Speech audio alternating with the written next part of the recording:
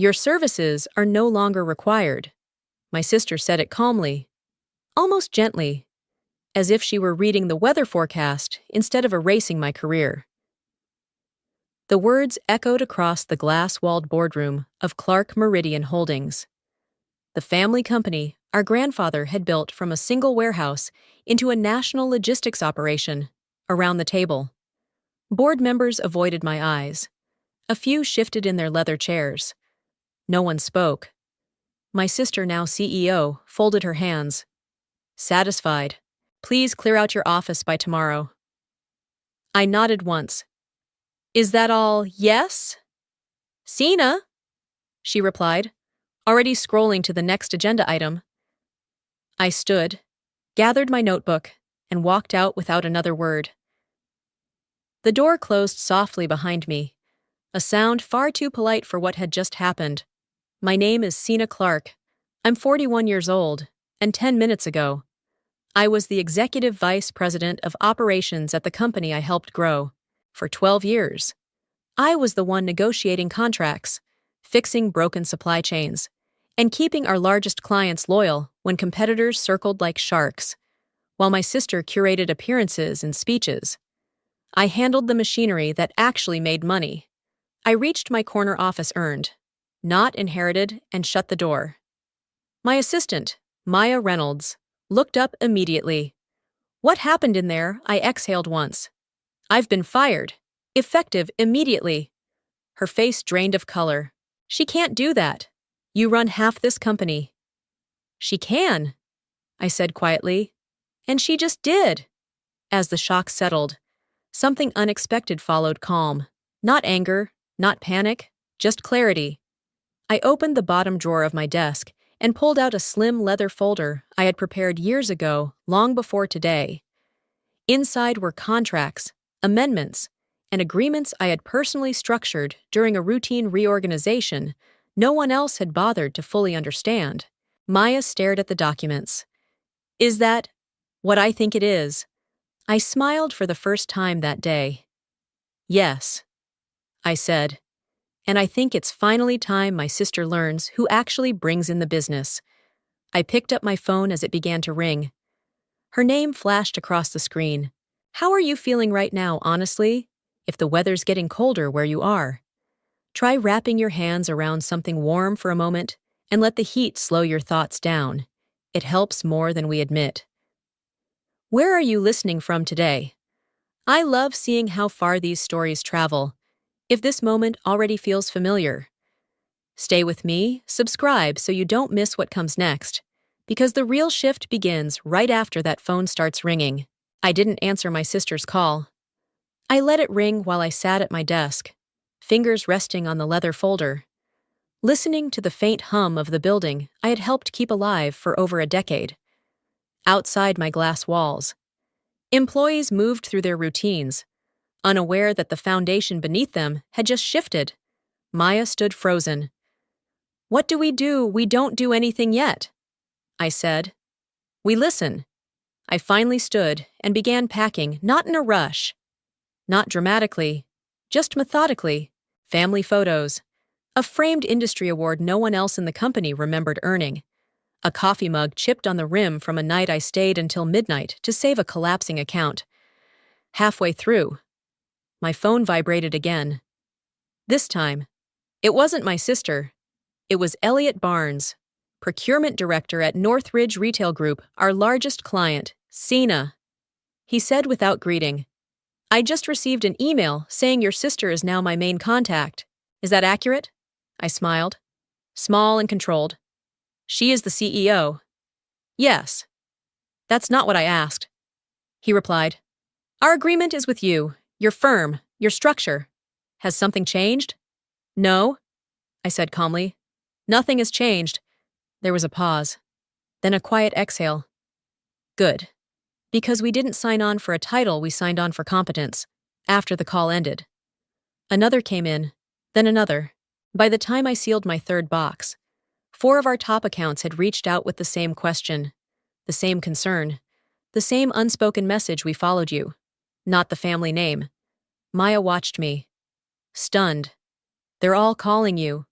They always did, I said, just not this openly. That was when my sister called again.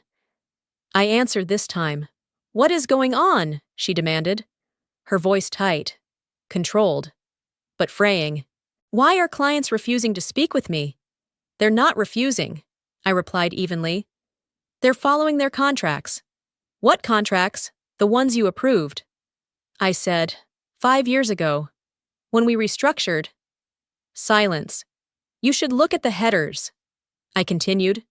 The primary agreements aren't held by Clark Meridian. They're held by Sina Clark Advisory Group.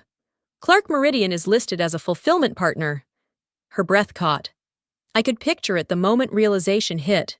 You did this behind my back. No, I said.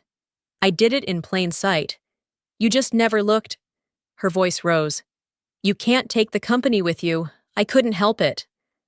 I laughed softly. Genuinely, I'm not taking the company. I said, I'm taking the relationships. When the call ended, Maya quietly set her badge on the desk. I resigned this morning, she said. If you're building something new, I want in. I looked around the office one last time. Then I picked up my box. Let's go, I said. We have work to do. By the time I reached my car, the weight of what I'd just done finally settled in. I had walked away from a 12-year career, a family legacy, and a title people fought for. What I had not walked away from were the calls because they kept coming. One after another, familiar voices, familiar concerns, and underneath it all, a steady current of trust that hadn't vanished just because my sister changed nameplates on an office door. I didn't drive home. I drove to a quiet co-working space across town I'd toured months earlier just in case. The manager recognized me immediately. You're early, she said. So is the storm. I replied. I set my boxes down in a glass-walled room, barely larger than my old office's conference nook. It didn't matter. Power doesn't come from square footage. It comes from leverage, and I had plenty of it now. Within an hour, I had confirmed something critical. Every major client wanted continuity. Not speeches, not branding refreshes. They wanted stability, and they wanted me. That's when Jonah Miller, our former operations director, texted, heard what happened. The floor's in chaos. People are scared. Then, a second message followed. If you're hiring, I know who's ready to leave. I stared at the screen longer than I expected. I wasn't planning to build a company overnight. I had planned for independence, not a mass migration. But plans change when doors slam too loudly. I replied, send me names, quietly. An hour later, my sister called again. We're calling an emergency board meeting tomorrow morning. She said, your presence is required. I smiled. Required. Interesting choice of word. I don't work for Clark Meridian anymore. I replied, you made that very clear. This is bigger than you. She snapped. You owe the board an explanation. No, I said calmly. You owe them one. After I hung up, I sat back and stared at the ceiling, for the first time all day. Doubt crept in, not fear, but gravity. This wasn't just about outmaneuvering my sister. People's livelihoods were about to hinge on decisions I made in the next 48 hours. The room buzzed softly with city noise. I opened my laptop and began drafting a plan bare bones. Urgent, honest, staffing, interim fulfillment partners, legal safeguards, client communication. Halfway through, the door knocked gently. Maya stepped in, holding 2 coffees. I figured you'd forget to eat. I laughed. I always do. She sat across from me. This isn't revenge, is it? I shook my head slowly. No, this is what happens when preparation finally meets opportunity. Outside, the sky darkened. Inside, something irreversible had begun. If you're really paying attention, you'll notice why this changes everything. Did you catch it? The next morning, I didn't wake up with dread. That surprised me. I dressed simply dark coat, neutral blouse, no jewelry that carried family history. When I arrived at Clark Meridian's headquarters, The lobby felt smaller, tighter, like a place that had already begun shrinking in on itself. People stared. Some nodded. Others looked away too quickly. The boardroom door was closed when I arrived. Through the glass, I could see my sister standing at the head of the table, posture stiff, jaw set. She was speaking, but the expressions around her told a different story: confusion, frustration, disbelief. I didn't enter right away, instead. I took a seat outside, opened my laptop, and sent one final confirmation email to our top 5 clients. Every reply came back within minutes. "We're with you. Let us know what you need. Continuity matters more than titles." That was when the door swung open. "There you are," my sister said sharply. "You're late." "I'm not on the agenda," I replied calmly. "Standing. But I'm happy to clarify anything briefly."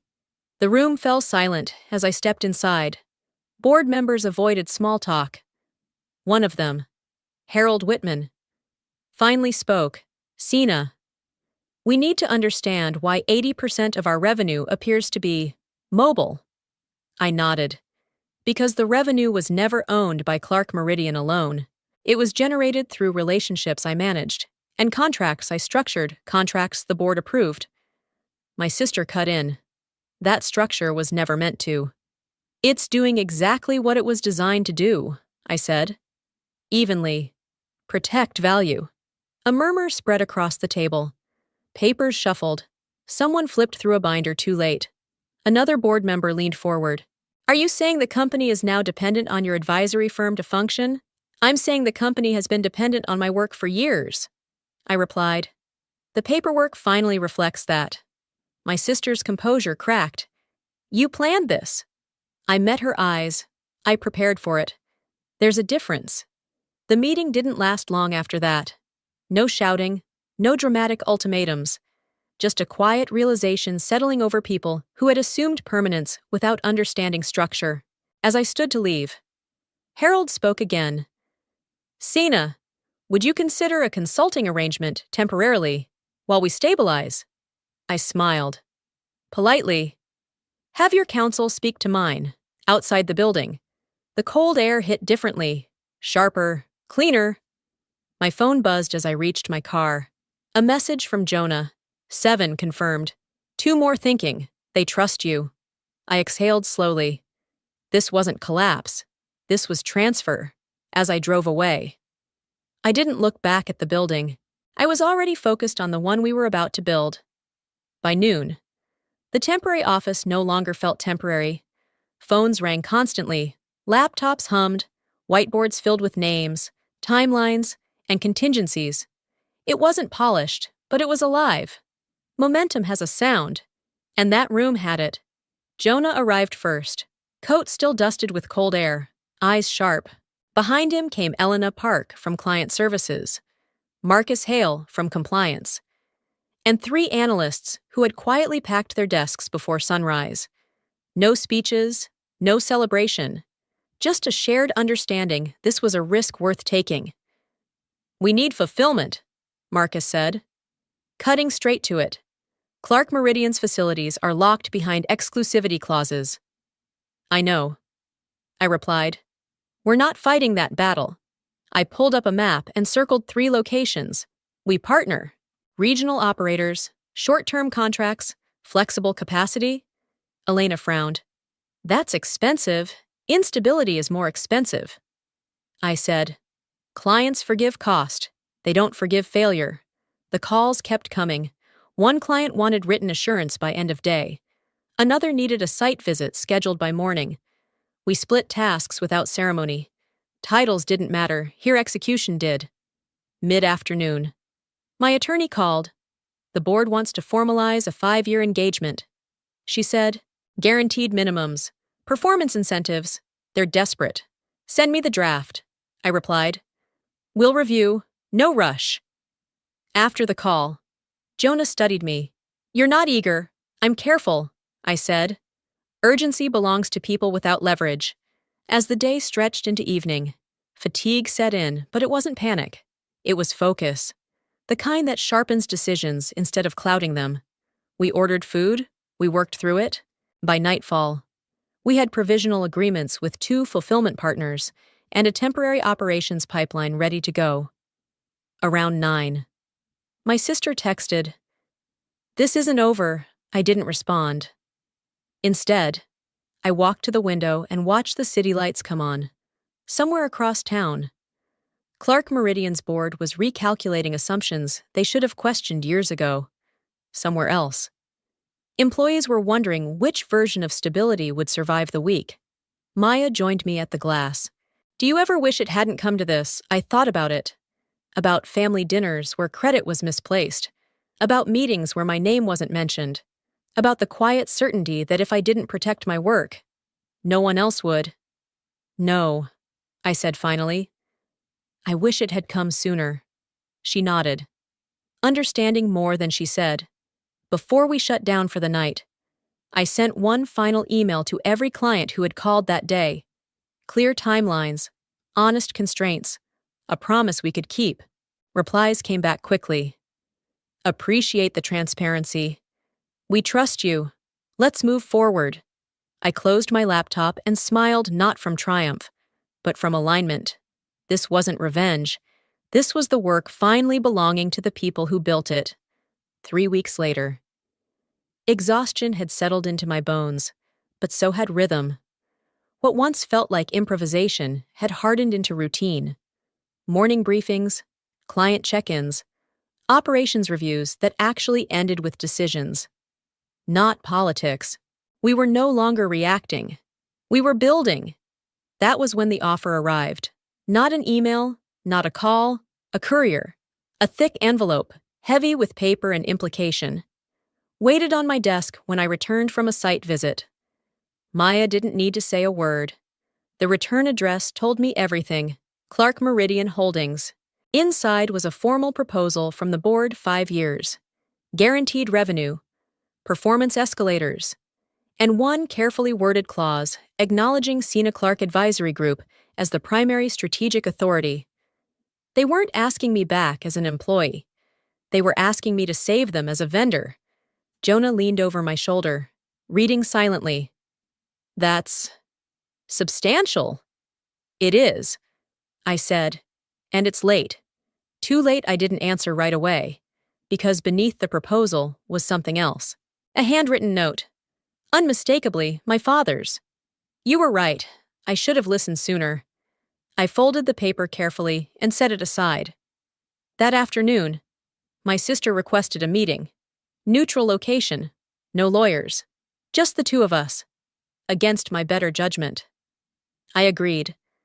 She looked different when I arrived, tired, but not frantic. The confidence she once wore like armor had softened into something more cautious. "You didn't have to do it this way," she said. "I didn't." I replied. "You chose the timing." She flinched, then sighed. "The board is forcing my hand. Either I approve the partnership or I step aside." I studied her face, searching for the rivalry I'd known my entire life. What I found instead was fear. "What do you want, Sina?" she asked quietly. The question surprised me. "I want clarity," I said, "and I want boundaries." She nodded slowly. "Then say it." "I won't return as your subordinate. Ever," I said. "Our firms can work together, but only as equals, and I won't shield you from decisions you don't understand." For a moment, she said nothing. Then, reluctantly, she nodded. "I underestimated you," she admitted. "I thought titles mattered more than groundwork." I almost smiled. "They always do," I said, "just not in the way you think." That night, I reviewed the proposal again, this time with perspective, not emotion. We revised the terms, adjusted the scope, removed anything that hinted at control instead of cooperation.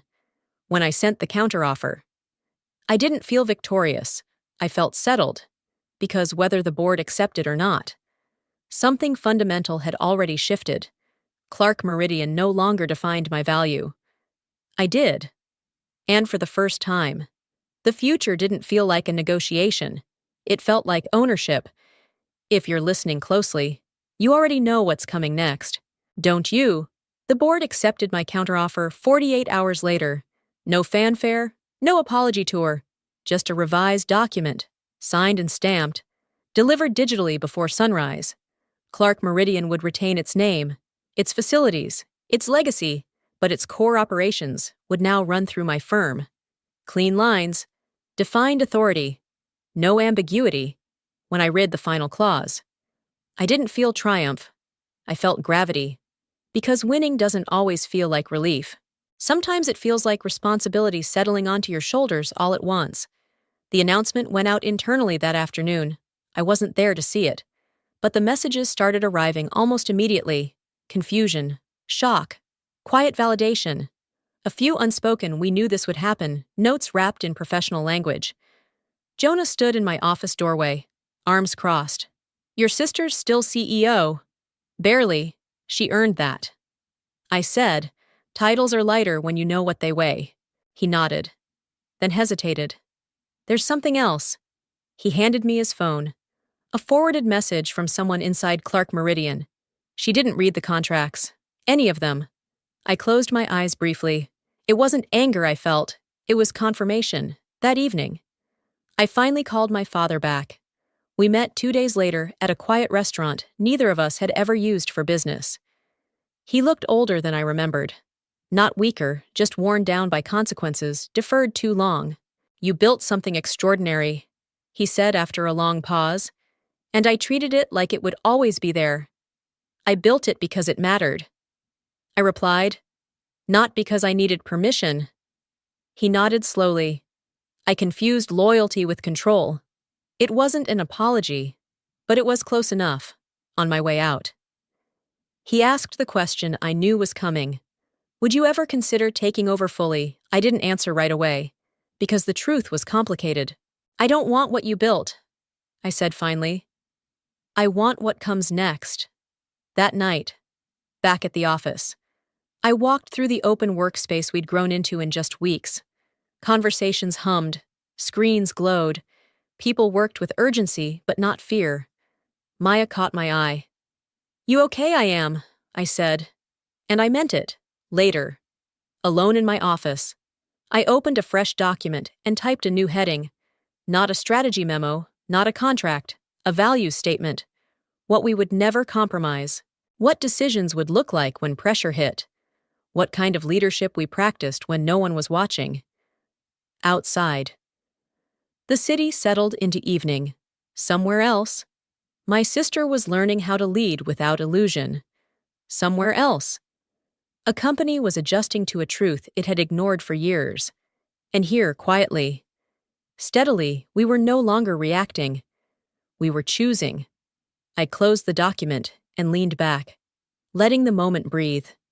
Being right had cost me a lot, but building something honest had given me everything that mattered. Success didn't arrive with headlines.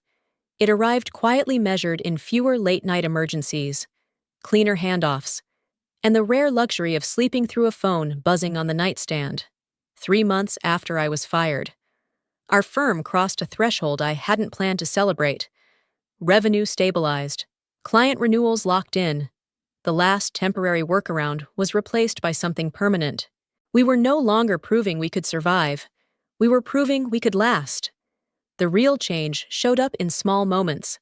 A junior analyst pushing back in a meeting and being heard. A client admitting they preferred the calm over the spectacle. A decision reversed without ego attached to it. One afternoon, Jonah stopped by my office with a grin he didn't bother to hide. Clark Meridian's stock just leveled out. He said, "They stopped bleeding." "That's good," I replied. He raised an eyebrow. "You don't sound disappointed. I didn't want them to fail." I said, "I wanted them to understand." Understanding, it turned out, was expensive but not fatal. My sister and I spoke rarely now. When we did, it was precise, professional, almost courteous. She asked questions more than she made declarations. Sometimes she listened, sometimes she didn't. But the difference was, this consequences now arrived quickly. At a quarterly review, she finally said it out loud. "You were right about the operations layer," she admitted.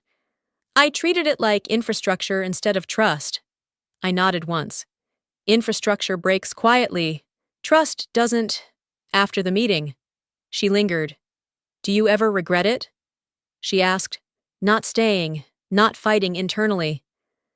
I considered the question longer than she expected. No, I said. I regret how long I waited to choose myself. That night, I walked the office floor alone, lights dimmed, whiteboards half erased. A mug left behind by someone who forgot it mattered. I thought about how easily things could have gone another way. How many times I'd almost convinced myself to stay silent, to be patient, to wait for recognition that was never scheduled to arrive.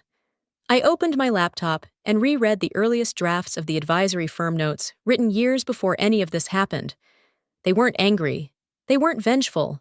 They were cautious, thoughtful, clear. Preparation doesn't announce itself. It just waits. Before I shut down for the night, a message came in from a client we'd recently onboarded. Your team asked the hard questions no one else did. That's why we chose you. I closed the laptop and smiled, not because we'd won, but because we'd built something that didn't need permission to exist. Outside, the city moved on. Inside, I finally felt still, not because the story was over, but because, for the first time, I wasn't bracing for the next blow. The meeting request came from my father, not through assistants, not through lawyers. A single-line text, uncharacteristically simple. Lunch. Just us. I almost declined. Not out of anger, but caution. Some conversations reopen doors you've spent years closing carefully. Still, avoidance had shaped enough of our family history. I wasn't interested in adding another chapter of silence. We met at a quiet place far from offices and reputations. No one recognized us. No one cared. That helped. He arrived early. That alone told me something. You've done well, he said once we sat down. No preamble, no hedging. Thank you, I replied. I did what needed doing. He nodded slowly, then stared at the table longer than necessary. I built a company, he said, but I failed to build a structure that rewarded the right people. I let him finish. I thought keeping peace in the family meant keeping balance. He continued. What I actually did was postpone conflict until it became unavoidable. That landed harder than any apology. I didn't want to take anything from you, I said quietly. I just didn't want to disappear inside it. He met my eyes then. And you didn't. You stepped outside and proved what the inside depended on. We sat with that truth between us. No defensiveness, no rewriting history, just acknowledgement. After lunch, as we stood to leave, he asked the question I'd been expecting. What happens when I step down completely? I didn't answer immediately. Clark Meridian will survive, I said finally, but only if it stops pretending tradition is the same thing as stability. And you? He asked. I'll keep building. I said, not against anyone, just forward. That afternoon, back at the office, I shared none of this. Not with Jonah, not with Maya. Some moments belong to you alone, but something shifted. I noticed it in how I delegated without second-guessing, in how I said no without explaining myself, in how the weight I'd carried for years being the responsible one, the fixer, the quiet solution finally loosened its grip. Late that evening, my sister called, not about work. I heard you met Dad. She said, yes. A pause. Then, carefully, did he say anything? He listened. I replied, that's new. She exhaled. For both of us. We didn't say more. We didn't need to. After the call, I stood by the window and watched the last lights turn off across the street. Companies closing for the night. Decisions deferred until morning. I realized then that the hardest part of this journey wasn't being fired. It was outgrowing the version of myself that stayed quiet to keep things intact. That version had served its purpose. The one standing here now had other work to do. 6 months after my sister fired me, I stood in our new headquarters alone before the lights came on. The space was quiet, in a way Clark Meridian never was, no tension humming beneath conversations, no unspoken hierarchy pressing down on every decision, just readiness, the kind that comes from people knowing why they're here. I walked past glass offices, paused by the conference room, and let my hand rest briefly on the table. It wasn't larger than the one I used to sit at. It didn't need to be.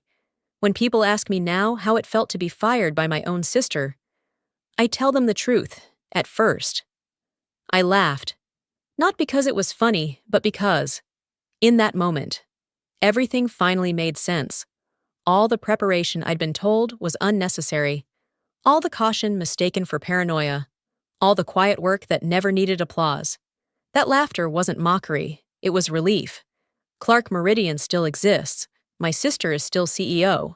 We work together when it makes sense, separately when it doesn't. Our relationship is different, less tangled, more honest. We stopped competing for approval and started accepting reality. My father retired quietly not long after.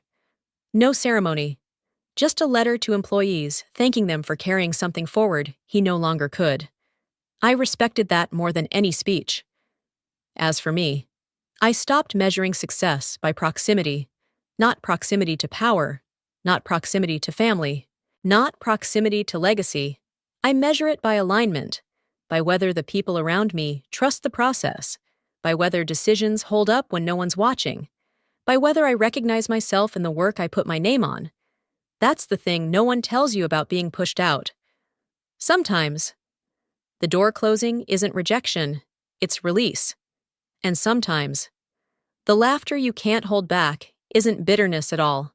It's the sound of finally stepping into something that was always meant to be yours.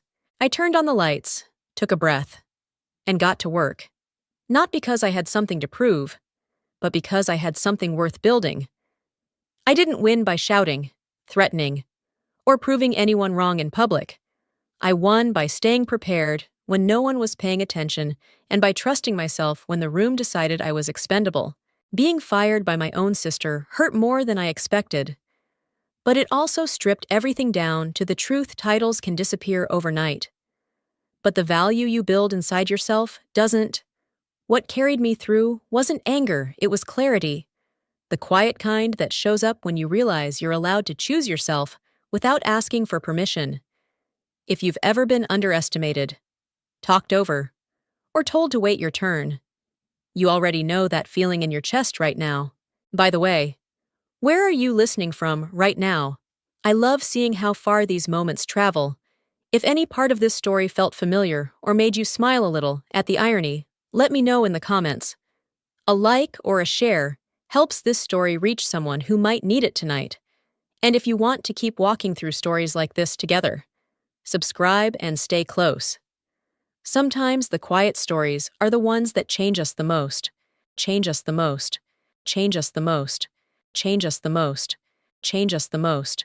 Change us the most. Change us the most. Change us the most. Change us the most. Change us the most. Change us the most. Change us the most.